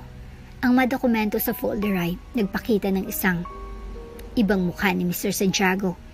Isang lalaking dati ay pinili ang kita kaysa sa mga batang noon ay ipinagmalaki niyang tulungan. Ngunit bakit siya bumalik ngayon? At bakit siyang pinili ni Mr. Santiago upang maging bahagi ng kanyang plano? Isa bang totoong pagsubok na magtama ng mga pagkakamali? O isa na namang kalkuladong hakbang? Habang tinitingnan ni Javi ang folder, nagbuzz ang kanyang telepono ng isang bagong mensahe. Hindi neto anonymous. Alam kong nahanap mo ng folder. Pumunta ka sa opisina ko bukas. Kailangan nating mag-usap. Santiago. Anong sasabihin ni Santiago kapag hinarap siya ni Javi? Gamit ang mga ebidensya ng kanyang nakaraan. At sinong misteryosong lalaki sa warehouse? Nasa harapan na ni Javi ang mga katotohanan na magpapaalanganin sa lahat ng kanyang pinaniniwalaan. At ang mga sumunod na desisyon na gagawin niya ay maghubog hindi lamang ng kanyang kinabukasan, kundi pati na rin ang buhay ng iba.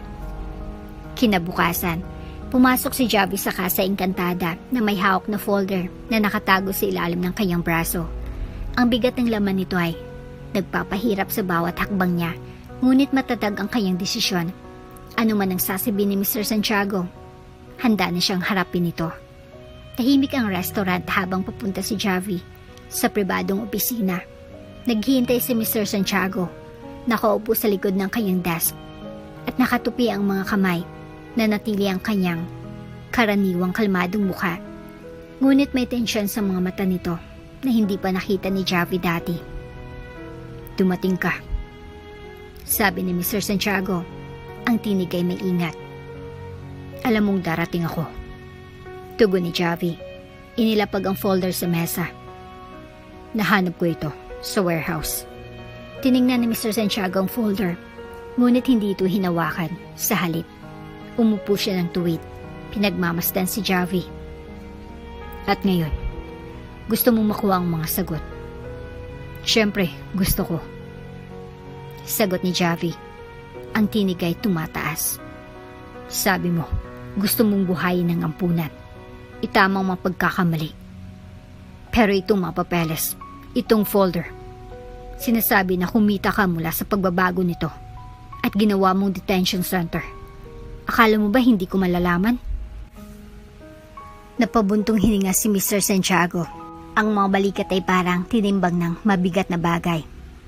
Tama ka. Kumita ako mula dito. Nang ang ampunan ay nahirapan. May mga investor na lumapit sa akin na nag-alok ng paraan para may ligtas ito. O ganun ang sabi nila. Ipinangako nilang gagawin nila itong pasilidad na maglilingkod pa rin sa komunidad.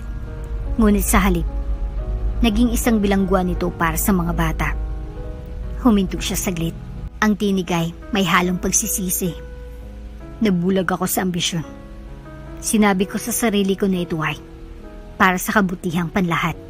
Ngunit sa kaloob-looban ko, alam kong iniwasan ko ang mga bata.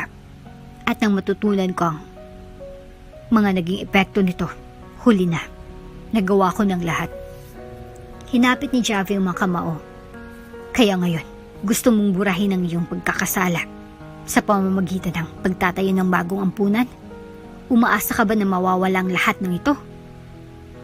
Hindi ganun kasimple, sagot ni Mr. Santiago. Ang tono ay matatag. Hindi ko mababagong nakaraan, Javi. Pero pwede kong subukang gawing tama ngayon. Gusto kong ibang-iba ang proyektong ito.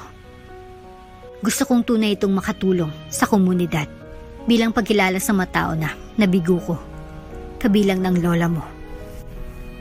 Tinutok ni Javi ang mata kay Mr. Santiago. Ang mga emosyon ay nagsasagupaan sa loob niya. At yung lalaki sa warehouse, sino siya? Bakit niya ako binabalaan na huwag magtiwala sa'yo? Tumagilid ang mga mata ni Santiago. Ang lalaki nakita mo ay isang paalala ng aking nakaraan. Isang dating kasamahan na ayaw akong magtagumpay. Siya ay nabubuhay sa kaguluhan at manipulasyon at gagawin niyang lahat para pigilan akong magbago. Pinagmasdan ni Javi si Mr. Santiago. Ang mga matay masuyong pinapaira lang duda. Bakit ako maniniwala? Tumayo si Mr. Santiago, hindi umiwas sa mata ni Javi. Hindi mo kailangan, pero isipin mo ito.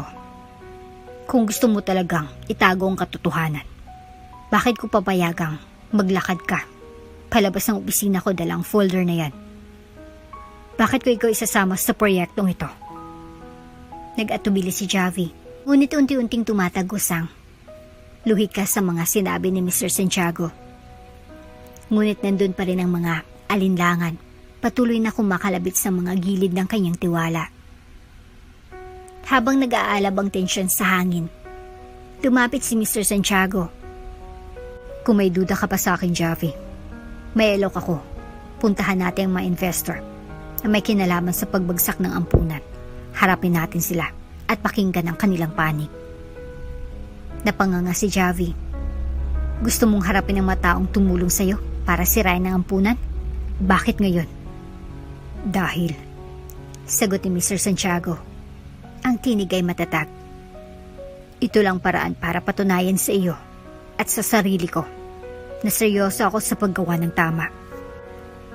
Kinagabihan, bumalik si Javi sa bahay at sinabi kay Nana Belen ang alok ni Mr. Santiago. Ang reaksyon ng lolay, agad at matalim.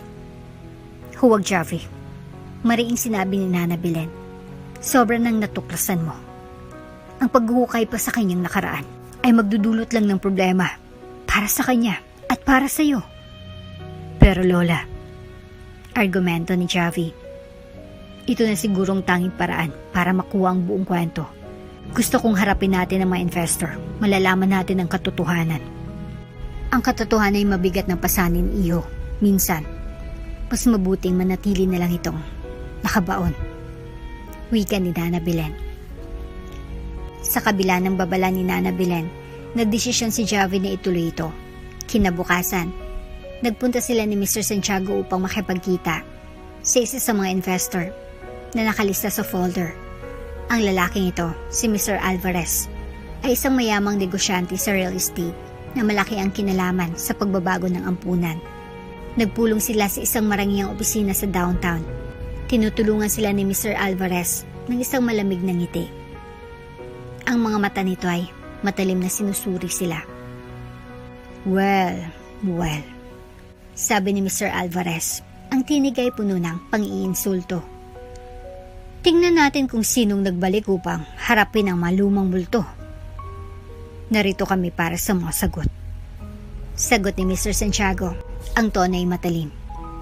Sabihin mo sa amin ang katotohanan tungkol sa nangyari sa ampunan. Nagmumura si Alvarez sa kakatawa. Ang katotohanan? Ang katotohanan na ikaw mismo, Santiago. Ang kusang loob na lumahok dito.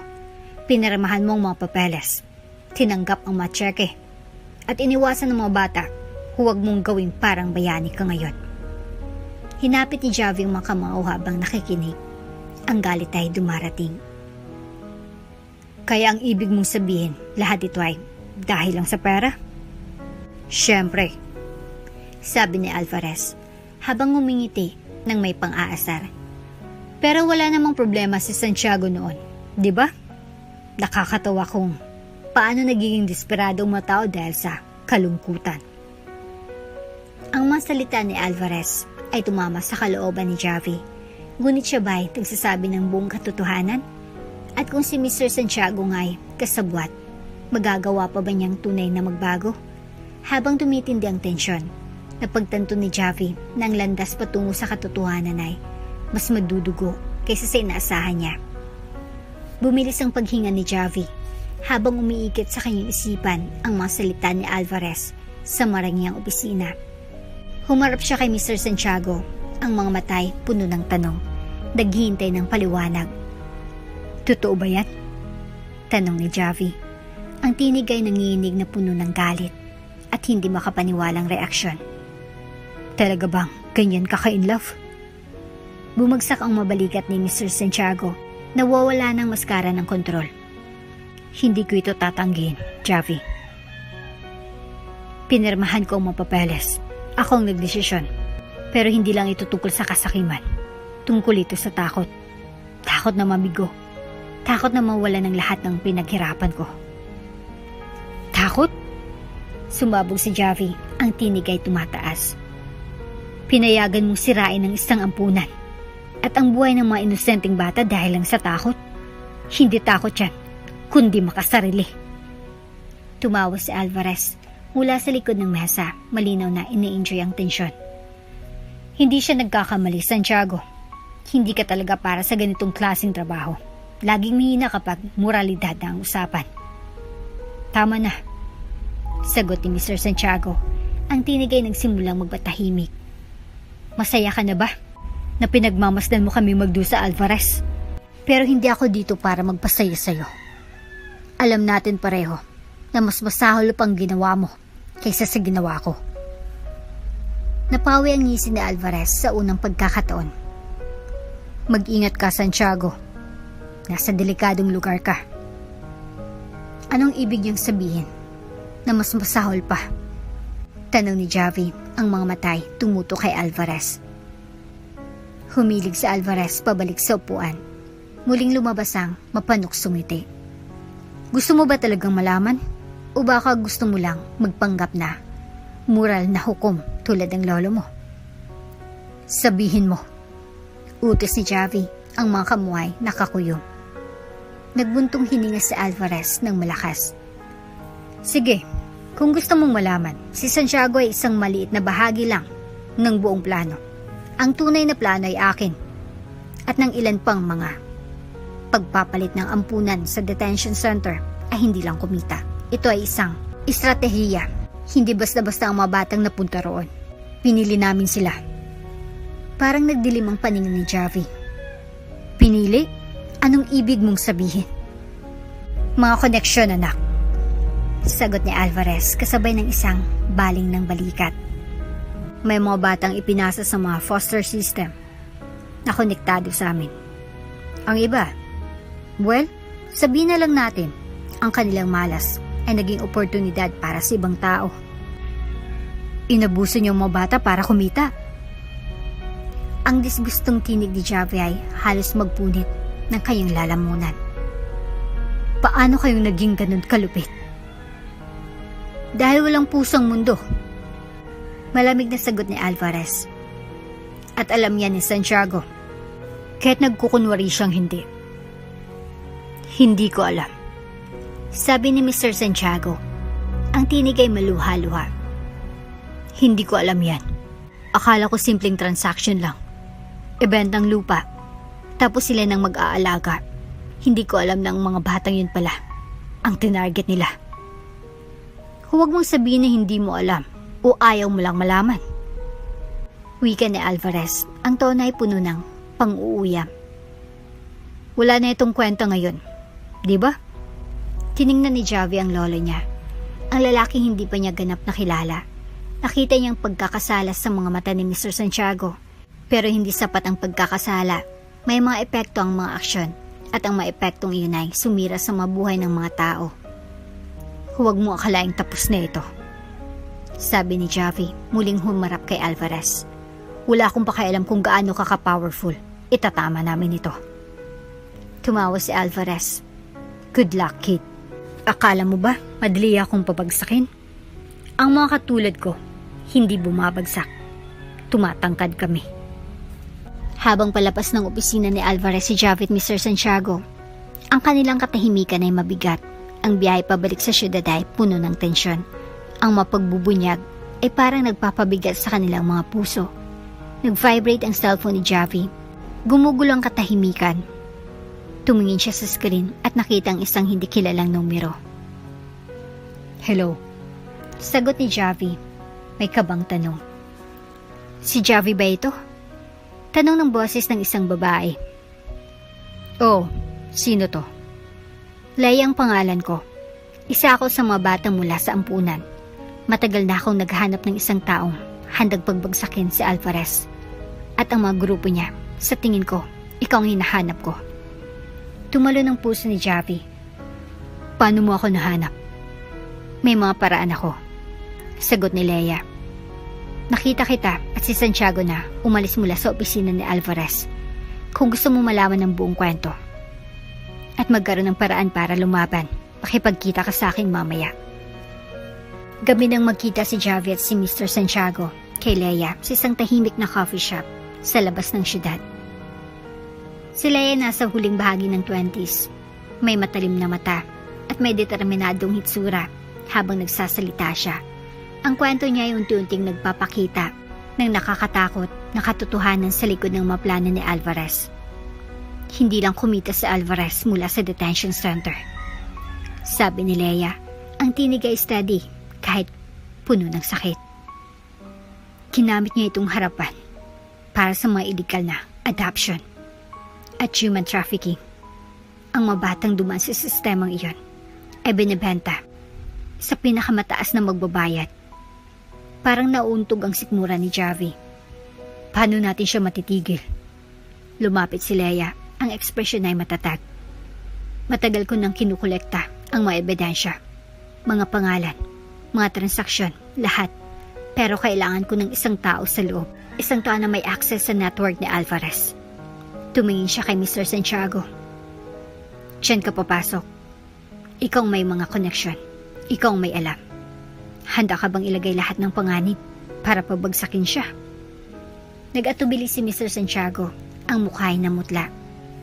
Kung gagawin ko ito, ilalagay ko sa panganib ang sarili ko at lahat ng mahal ko sa buhay. Kung hindi mo gagawin, sabi ni Leia, ang tono ay matatag. Marami pang mga bata ang magdurusa. Utang mo to sa kanila at sa sarili mo. Na itama ito. Ipinatong ni Javi ang kamay sa balikat ng lolo. Sabi ni Lola, mabigat ang katotohanan, pero karapat-dapat itong buhatin.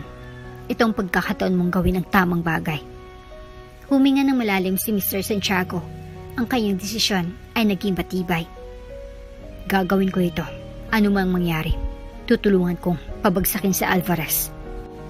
Habang pinaplano ng tatlong susunod nilang hakbang, isang aninong nagmamasid mula sa labas ng cafe. Nasa isang hakbang na ba si Alvarez? Ang laban para sa katarungan ay nagsisimula pa lang. Ang mga panganib ay lalago pa sa bawat sandali. Mapanganib at mataas ang panganib ng plano. Pero alam ni Javi, Mr. Santiago at Leia na wala na silang ibang pagpipilian. Kailangan nilang gibain ang impyerno ni Alvarez ng pagsasamantala at sila lang ang may kaalaman at ang lakas ng loob upang gawin ito. Ipinagkalat ni Leia ang mga ebidensya sa mesa ng cafe. Ang mga dokumento ay nakakapinsala, mga pangalan ng mga mamimili, mga transaksyong pinasyal, at isang web ng mga koneksyon na nag-uugnay kay Alvarez sa mga makapangyarihang tao sa politika at mga ahensya ng batas. Ito ay sapat na para sirain siya. Sabi ni Javi, ang tinig ay puno ng paghanga at determinasyon. Pero paano natin ito maipapasa sa mga tamang kamay nang hindi tayo malalagay sa panganib? Diyan papasok ang iyong lolo. Sagot ni Leia. Ang mga matay nakatingin kay Mr. Santiago. May mga connection ka pa sa mga bilog na iyon. Kung makakalapit ka kay Alvarez at magpapanggap na gusto mong makipag-alyansa sa kanya, magagamit natin ang pagkakataong makuha ang kanyang mga private account at ilabas ang lahat. Huwag mong sabihin magtitiwala siya sa akin. Amining sagot ni Mr. Santiago. Alam niyang matagal ko nang pinapalayo ang sarili ko sa kanya. Kung ganun, tayong magpapagawa sa kanya na magtiwala sa iyo.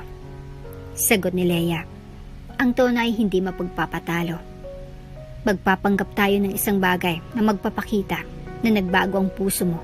Isang bagay na magpapakumbinsi sa kanya na muli kang nasa panig niya. Nagkasundo ang grupo sa isang plano. Lalapit si Mr. Santiago kay Alvarez sa ilalim ng pangakong ibabalik nila ang kanilang partnership. Mag-hack si Leia sa mga sistema ni Alvarez mula sa malayo kapag nakapasok na si Santiago sa opisina nito gamit ang pagkakataong kunin ang madatos na kailangan nila. Ako ang magiging anino mo, sabi ni Leia. Kapag nakapasok ka na, magsusuot ka ng wire. Ipapadala nito lahat ng sasabihin mo. At kung may mangyaring masama, malalaman natin agad. Nakakunot ang noo ni Javi. Paano naman ako? Back up ka namin, sagot ni Leia. Kung magkamali ang lahat, kailangan natin ng isa na handang kumilos. Hindi pa siya nakikilala kung sino ka, kaya ikaw ang aming wildcard. 2 araw nang lumipas at pumasok si Mr. Santiago sa opisina ni Alvarez. Ang bigat ng plano ay mabigat sa kanyang balikat. Binati siya ni Alvarez ng karaniwang ngisi, nakasandal sa upuan. Hindi ko akalaing makikita kita ulit ng ganito kabilis, Santiago, sabi ni Alvarez. Bumalik ka na ba sa tamang pag-iisip? Pwede mong sabihin na ganon, sagot ni Mr. Santiago. Pilit nang ngumingiti. Inisip ko ang mga sinabi mo tungkol sa pag-akyat, tungkol sa pananatili sa tuktok. Baka nga tama ka. Napakarami kong oras na nasayang sa pakiramdam ng pagkakasala. Pinagmasdan siya ni Alvarez ng ilang sandali pagkatapos ay tumawa. Aba, tungkol na rin sa oras na tumigil ka na sa pagiging bayani. Umupo ka na, mag-usap tayo. Habang umupo si Mr. Santiago, nakikinig ng mabuti si Leia sa pamamagitan ng wire. Bukas ang laptop upang subaybayan ang transmission. Si Javi naman ay naglalakad-lakad nang may nervyos sa kotse na nakabarada malapit. Ang isip ay puno ng mga worst case scenario. Simulan natin ang mga batayan, sabi ni Mr. Santiago. Kumikilos pabangon. Gusto kong makabalik, pero kailangan ko malaman ang buong lawak ng sitwasyon natin. Tumaas ang kilay ni Alvarez. Buong lawak? Hindi ka naman ganito dati, Santiago. Nagbabagong mga panahon, sagot ni Mr. Santiago ng mahinahon.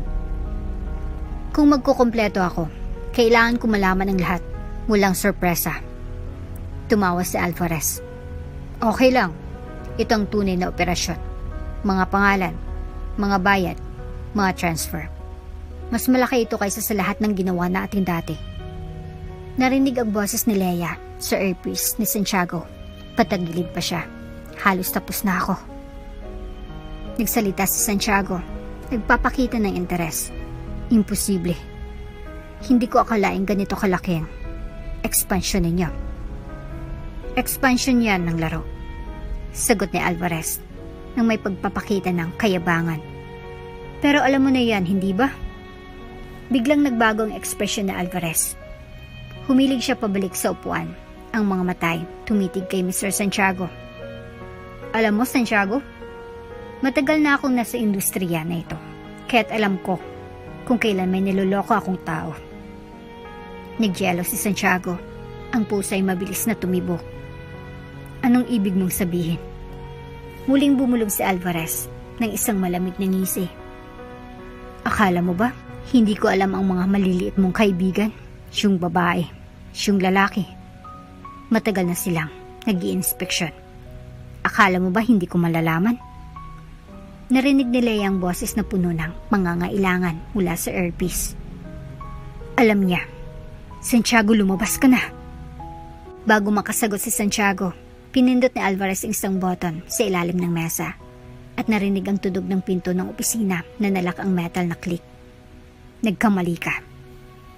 Matandang kaibigan, sabi ni Alvarez. Tumayo siya. At ngayon, magbabayad ka. Sa labas, kumatok ang telepono ni Javi na may panic sa boses ni Leia. Alam ni Alvarez, nalak si Santiago sa opisina. Kailangan mo pumasok ngayon na. Walang pag-aalinlangan si Javi. Tumakbo siya palabas ng kotse at tumakbo patungo sa gusali. Ang adrenaline ay umaagos sa kanyang katawan. Nakaguard ang pangunahing pintuan, pero natagpuan ni Javi ang isang side door na malayong binuksan ni Leia. Pumasok siya, dumaan sa mga madilim na pasilyo. Ang puso ay mabilis ang tibok. Leia, Saan ang opisina? Bulong niya sa telepono. Sa ikatlong palapag, dulo ng pasilyo. Sagot ni Leia. Bilisan mo. Nang marating ni Javi ang opisina, narinig niyang mga boses mula sa loob. Ang malamig na pagbabanta ni Alvarez at ang mga pagtatangkang magpaliwanag ni Santiago. Nang hindi mag-isip, sinipa ni Javi ang pinto. Nagulat si Alvarez. Anong? Nagsimula si Alvarez. Pero hindi na siya binigyan ni Javi ng pagkakataon. Tumalon siya kay Alvarez. Tinulungan siyang matumbas sa sahig. Santiago, kunin mong mga files. Sigaw ni Javi. Hinagilap ni Mr. Santiago ang tablet at tumakbo patungo sa pinto. Si Javi ay malapit sa kanya. Tagtangka si Alvarez na bumangon. Nagsisigaw para sa kanyang mga gwardya habang tumatakas ang dalawa sa pasilyo. Ang tunog ng mayapak ay sumusunod sa kanila habang inuusisa sila ng matauhan ni Alvarez. Duman sila sa hagdan. Ang mga hiningay mabigat habang tumatakbo sila patungo sa labas. Nakuha mo ba lahat? Tanong ni Javi.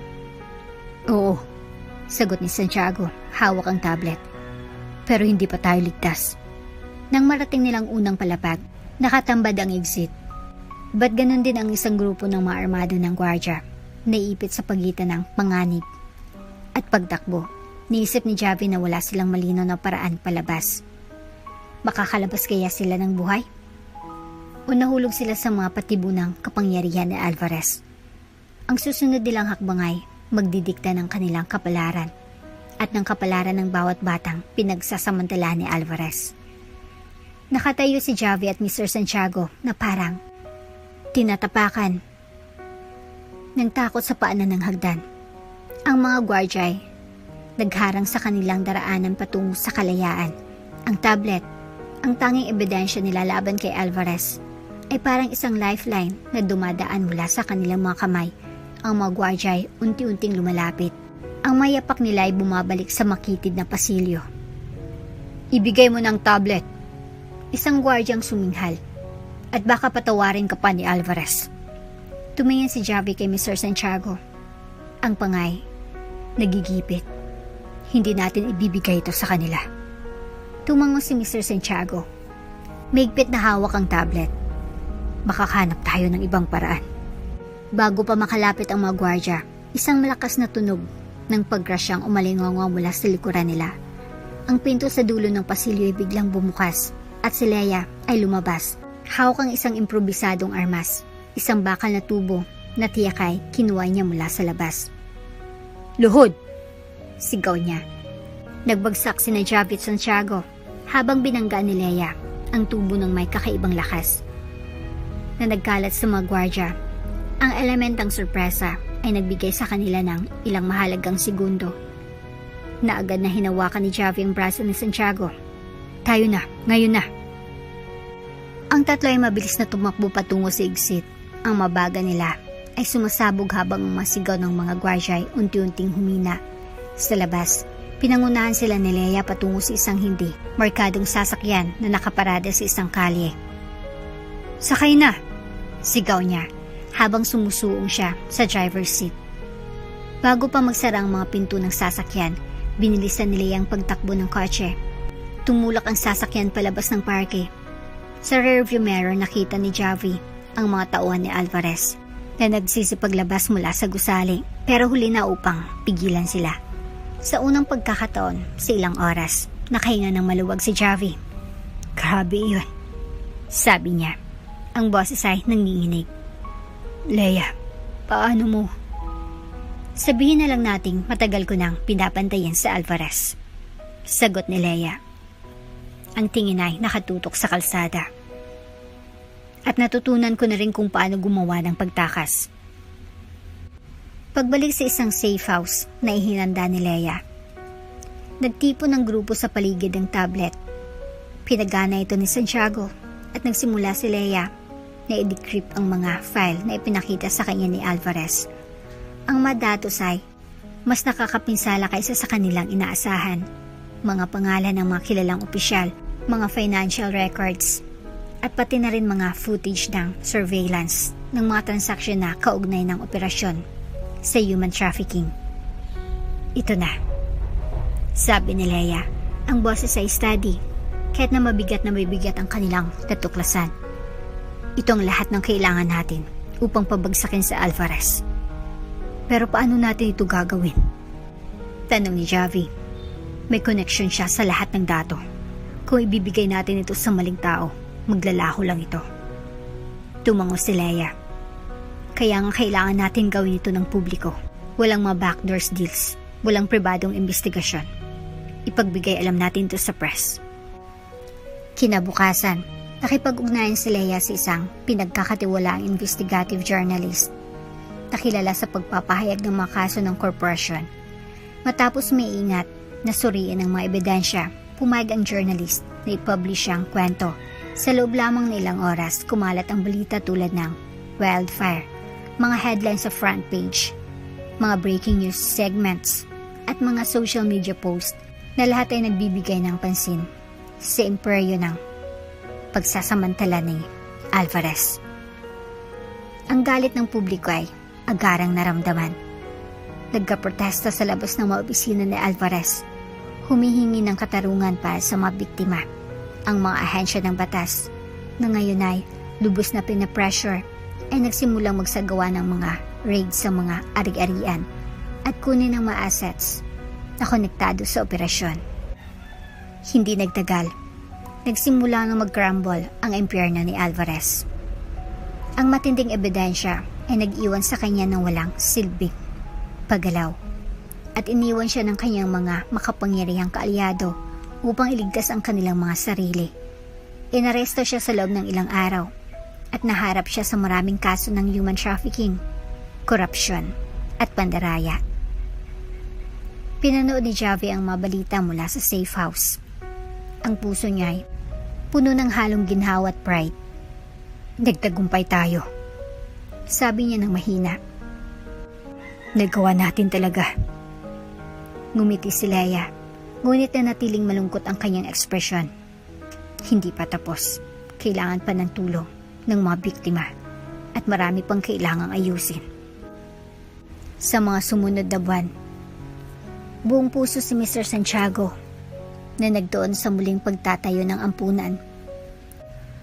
Hindi baling isang toke ng pagpapatawad, kundi bilang isang tunay na pagsisikap na magbigay ng kabutihan. Ang gusali ay muling tumubo mula sa mga guho ng nakaraan, naging isang tanglaw ng pag-asa para sa mga batang nangangailangan. Si Nana Belen ay nagbigay rin ng contribution, nagbigay ng gabay kung paano lumikha ng isang nurturing na kapaligiran para sa mga bata. Si Javi, na ngayon ay ganap na nakikibahagi sa proyekto, ay nakakita ng layunin sa pagtulong sa iba. Siya ay naging guro sa mga bata, tinuturo ang mga halaga ng katatagan at kabutihan, mga aral na natutunan niya sa masakit na paraan. Si Leia ay nanatili bilang tagapagtanggol ng mga biktima. Ginagamit ang kanyang kaalaman at koneksyon upang matiyak na ang bagong ampunan ay simula lamang ng isang mas malaking kilusan para sa pagbabago.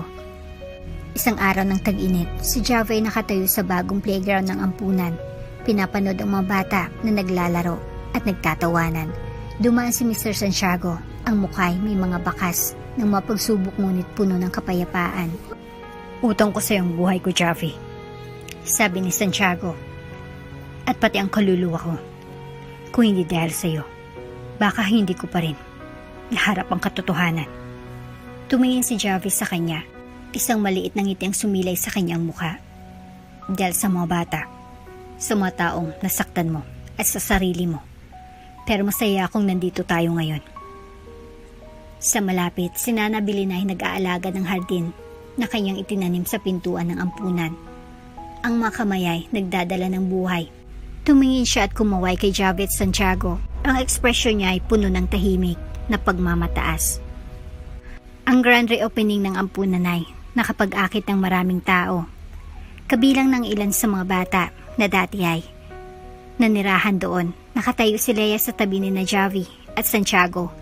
Ang boses ay puno ng emosyon habang inihayag ang mga dumalo. Ang lugar na ito ay patunay na kahit ang pinakamadilim na nakaraan ay maaari pa ring magdala ng maliwanag na kinabukasan. Sabi niya, ito ay isang patuto ng mga bagay na maaari nating makamit kapag pinili natin na lumaban para sa tamang bagay. Nang putulin ang laso at magbukas ng mga pinto, naramdaman ni Javi ang isang uri ng kasiyahan na hindi niya nararanasan. Tumingin siya sa kanyang lolo na ngayon ay isang mapakumbabang tao at sa kanyang lola na ang lakas ay naggabay sa kanya sa bawat pagsubok. Magkasama nilang nabago ang sakit at ginawang layunin. Pinatunayan na hindi pa huli upang isulat muli ang iyong kwento. Nang gabing iyon, habang ang araw ay lumulubog sa ibabaw ng ampunan, si Javi nakaupo kasama si Mr. Santiago at si Nana Belen sa isang bench sa hardin. Pinapanood nila ang mga bata na naglalaro. Ang kanilang mga taway punong-puno ng hangin. Anong mangyayari ngayon? Tanong ni Javi. Ngumiti si Mr. Santiago. Ang tingin ay nakatuon sa abot tanaw. Ngayon, magpapatuloy tayo sa pagbuo. Piso-piso araw-araw. At hindi tayo titigil sa pagpili ng kabutihan. Lumapit si Leia, sumali sa kanila habang may hawak na tasa ng kape. At kung susubukan ng mga kaalyado ni Alvarez, nabuin muli ang mga nasimulan niya. Handa tayo. Tumangoy si Javi, isang tahimik na determinasyon sa kanyang mga mata. Titiisin natin na ang lugar na ito at ang mga taong narito ay palagi may pagkakataon na magtagumpay. Habang ang mga bituin ay nagsimulang magniningning sa kalangitan, ang pamilya ay nagtipon. Pinagbuklod ang nakaraan ngunit nagkakaisa sa pag-asa para sa hinaharap. At sa malayo, ang mga ilaw ng ampunan ay kumikislap, isang tanglaw ng pagpapatawad at pagmamahal. At dito na nga po nagtatapos ang ating kwento. Hanggang sa muli. Shoutout nga po pala kay Helen Murillo. Ang sabi niya, thanks Ate Jane sa magandang istorya. Maraming salamat din po ma'am sa walang sawang pakikinig sa aming mga kwentong pag-ibig. God bless po! Bago ka pa lang sa channel neto, ibang kwento ni Ate Jane, istorya mo, ikwento ko. Huwag kalimutang pindutin ang notification bell at subscribe button.